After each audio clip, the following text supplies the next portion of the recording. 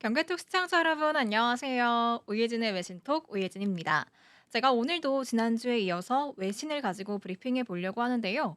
이번 주에 뉴욕 증시에서 어떤 이슈가 있었나 살펴보니까 역시나 관세 그리고 또 지금 FOMC 결과를 앞두고 있는 만큼 이 두 가지 이슈가 좀 눈에 들어오더라고요.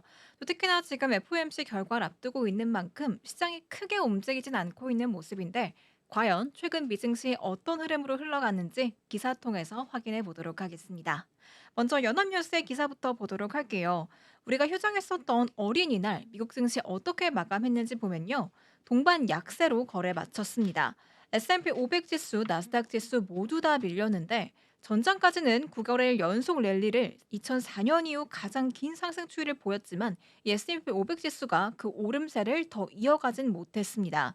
관세 협상의 불확실성이 시장에 부담을 주는 상황에서 투자자들이 미국 트럼프 행정부와 또 다른 국가 간 관세 관련 합의 일정에 대해서 의구심을 숨기지 않고 있다고 CNBC가 분석했다고 합니다. 스콧 베선트 미 재무장관은 우리는 일부 합의에 매우 근접해 있다라고 하면서도 구체적인 언급은 하지 않고요. 이르면 이번 주 중 합의할 것이라는 취지의 트럼프 대통령 기존 언급을 반복했다고 합니다. 또 트럼프 대통령이 외국 영화에 대한 100% 관세 부과 방침을 밝히면서 워너브라더스 디스커버리와 넷플릭스 등 관련주가 하방을 피하지 못했다고 하네요. 그렇다면 5월 6일 간밤 미증시는 어떻게 마감했을까요?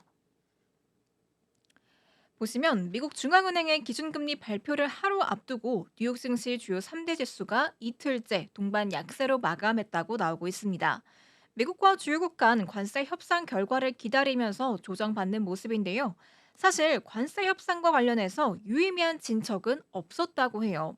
스콧 베선트 미 재무부 장관은 현재 18개 주요 교역국 중 중국을 제외한 17개국과 무역 협상을 진행하고 있다면서 이르면 이번 주 우리의 최대 교역국 일부와 무역 합의를 발표할 것이라고 밝혔는데요. 트럼프 대통령은 캐나다 총리와의 정상회담에 앞서서 언론에 중국은 협상을 원하고 또 만나길 바란다며 적절한 시점에 중국과 만날 것이라고 예고하기도 했습니다.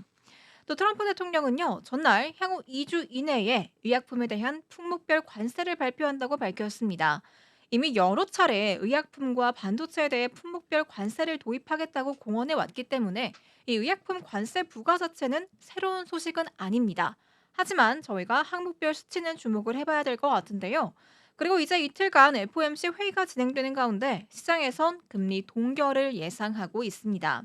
시장 참가자들은 금리 향방보다는 이 제롬 파월 의장이 기자회견에서 어떠한 발언을 내놓을지를 주목하고 있다고 하네요. 이 시카고 상품거래소 패드워치 툴에 따르면 페드가 6월 기준금리를 동결할 확률을 68.1%로 반영됐기 때문에 사실상 시장은 6월 동결론의 무게를 싣고 있는 모습인데요. 이렇게 미국 증시 시황에 대한 기사 두 가지 살펴보고 왔습니다.